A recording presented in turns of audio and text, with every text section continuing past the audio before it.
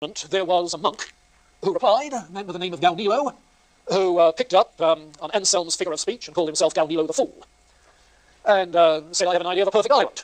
That doesn't prove it exists.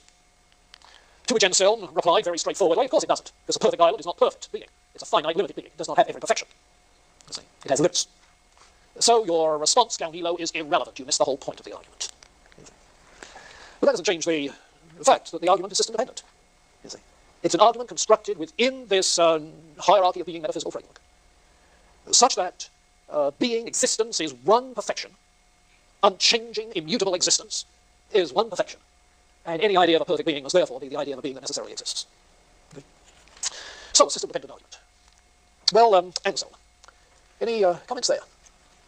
Yeah. Will you Ryan. explain to me how this concept of his argument for God, what effects it has to do with the value of idealism over empiricism? I mean, since within that You mean of Platonic idealism? well, it seems to be in that he affirms a high value of the ideal, almost giving it a Yeah. You pit idealism against empiricism. I'm not sure that that's appropriate, because there are some idealists who are empiricists. George Berkeley. Perhaps what you really mean of rationalism over empiricism. That is to say, independently of empirical evidence, having an a priori argument to show, in this case, the existence of God. And your question is, how does this illustrate the superiority of? Yeah.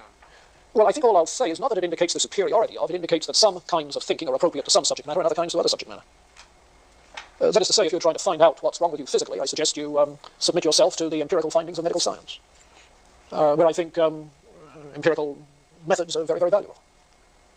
If you're trying to get at some non-empirical object, not accessible to sense data, such as God, you have to use some other method.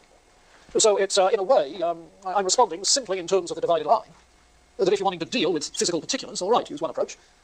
But if you want to deal with the eternal, the invisible, then obviously you need a different kind of approach. Why should we universalize empirical methods for every kind of subject matter?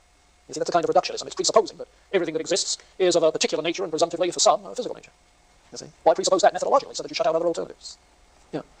Now, on the other hand, if what's in your mind is the value of abstract reasoning of this a priori sort, well, of course, the assumption is that there is some sort of correlation between logic and reality, you see, such that a logical conclusion must be true of reality. Now, that assumption is only valid if you buy the presupposition that reality conforms to the laws of logic, conforms, therefore, to logical thinking, which is precisely what the Platonic and Aristotelian tradition insisted on, the whole Greek tradition, and I think any theistic tradition insists on, that affirms the rationality of the Creator, whose wisdom is evident in the creation. You see? So in that sense, the laws of logic are not humanly devised. They have to do with the structure of human thought, because they have to do with the structure of thought on God's part, and the structure of being as God has made it. Now, you say, if you say that is a very presumptuous assertion, I respond, no, the basic law of logic is that A equals A and not non-A, and that is a law of God's being. God is God and not non-God. You see? And even God cannot be non-God. So the laws of logic apply to God. Yeah. I think in the laws of logic you've got something that's irreducible. You see? Now, to justify that, metaphysically, you really have to have a rational structure of the ultimate being, which theism has. So in that sense, I think Anselm's right. Now, of course, it's further developed by virtue of Anselm's acceptance of real forms, real universals.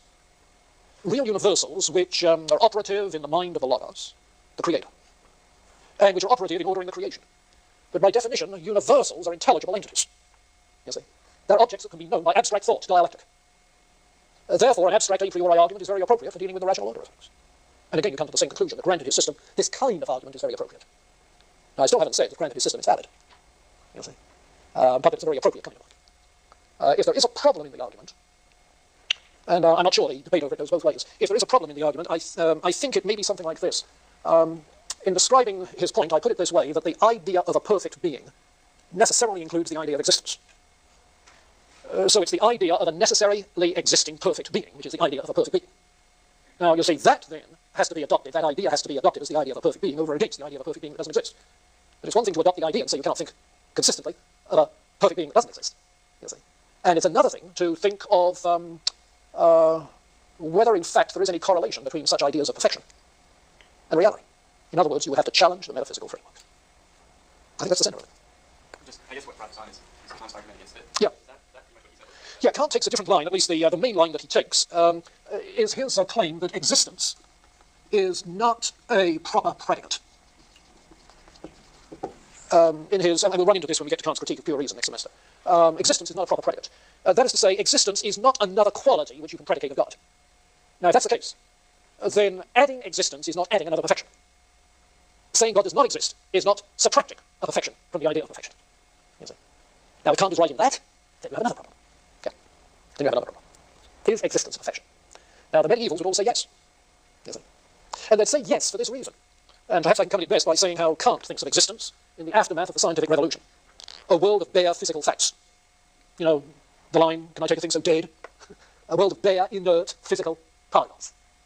Now, in that sense, existence is a value-free sort of thing, value-neutral. It's not a quality thing. It's not a quality one has. But for the medievals, being, existence, can be described in terms of unity that gives something identity. Nothing exists that doesn't have identity. It must have unity, therefore. Unity, truth, that is to say, it must embody some intelligible nature. Goodness, yes, because if it embodies an intelligible nature, it's somewhere in the hierarchy of being. In other words, the medievals are talking of transcendental qualities of all being. There is no such thing as bare existence. So why can Kant then contradict Anselm? Because he has a different metaphysical framework, different presuppositions about the nature of being. Yeah. So again, it comes back to the metaphysical system. Do you follow? Okay. Well, I'm expected to get into a debate on the ontological argument. But, it's a good one, important. Okay, Anselm, then, is a good representative of Christian thinking in this Platonic tradition.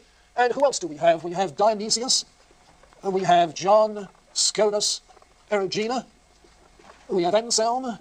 All right, now let me add two others, Avicenna and Avicebron. And if Anselm is a good Christian representative of this tradition, Avicenna is a good Muslim representative, and Avicebron a good Jewish representative. Okay. Avicenna, yes, emanations, intermediaries between the one and the many, the eternal and the temporal, emanation and necessary and an eternal process.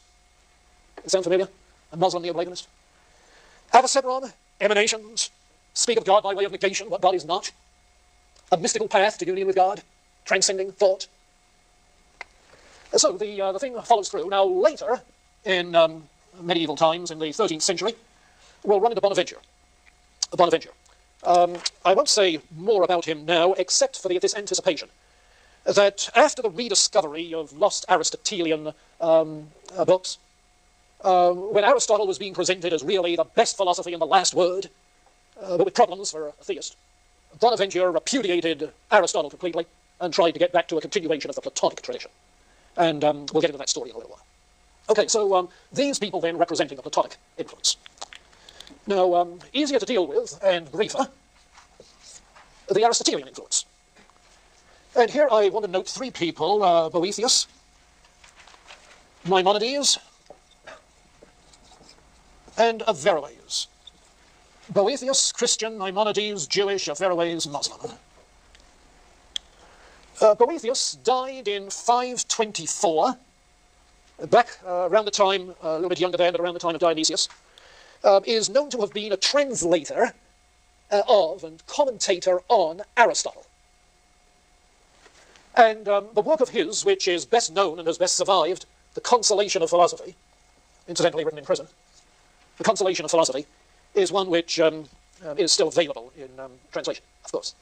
But the most significant contribution of Boethius, historically, is his formulation of the problem of universals, posing the key questions to do with the theory of forms.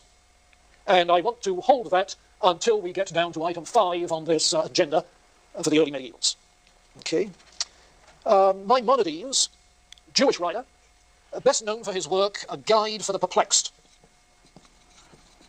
in which it's said that he tries to do with Aristotle what Philo of Alexandria had tried to do with Plato in relationship to the Jewish faith.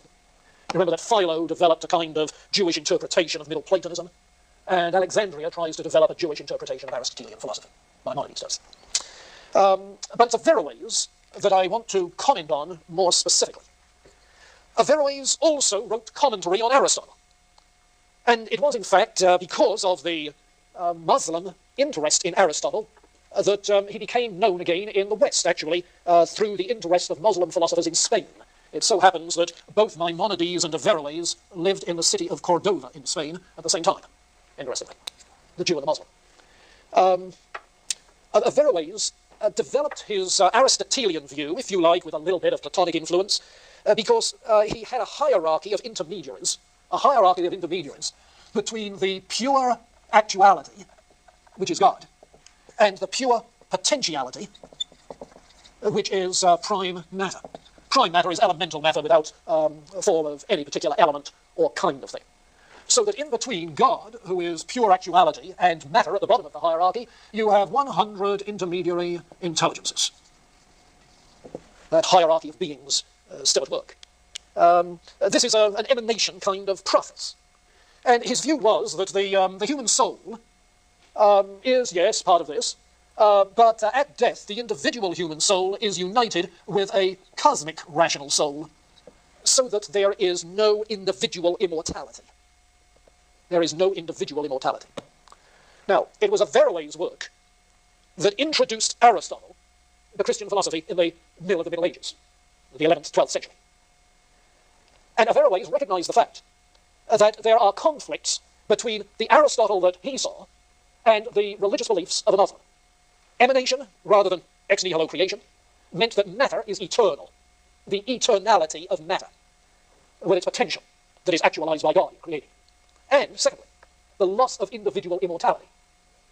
Now, in order to handle that tension, what Averroes does, and this introduces us to the problem of faith and reason, what Averroes does is to develop the notion of twofold truth. Truths of faith as distinct from truths of reason. Theological truth as distinct from philosophical truth. Now, the way in which he reconciled these, if you can call it that, was that the faith, religion, speaks allegorically, metaphorically, using imagery that the uneducated believer can appreciate and respond to.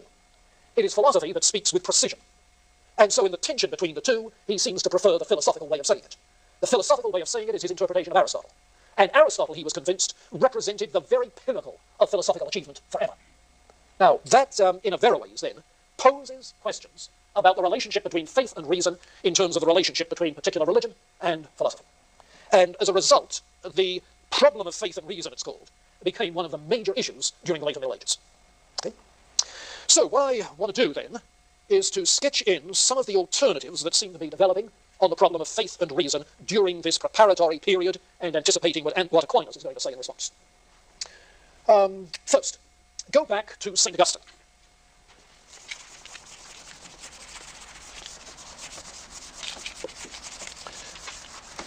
Go back to St. Augustine. And you have there a tradition which says that faith seeks understanding. Or, as Anselm puts it, credo ut intelligam. I believe in order that I may understand. And this seems to be the starting position for the medieval discussions. What Augustine meant, I think, is pretty clear in the light of what we did with Augustine. Namely, that while faith is understanding's step, because one must at least understand what one is believing in measure in order to believe it, okay? And certain kind of rational case can be made. Faith is understanding's step, yet understanding is faith's reward. So that for the Christian involved in the rational activity of philosophy, theology, and Augustine doesn't distinguish the two, nor does Anselm, for a Christian involved in those activities, the quest for philosophical and theological understanding is a quest motivated and guided by faith. That is to say, by what one already believes.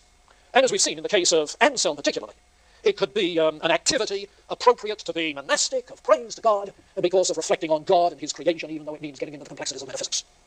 So faith seeks understanding.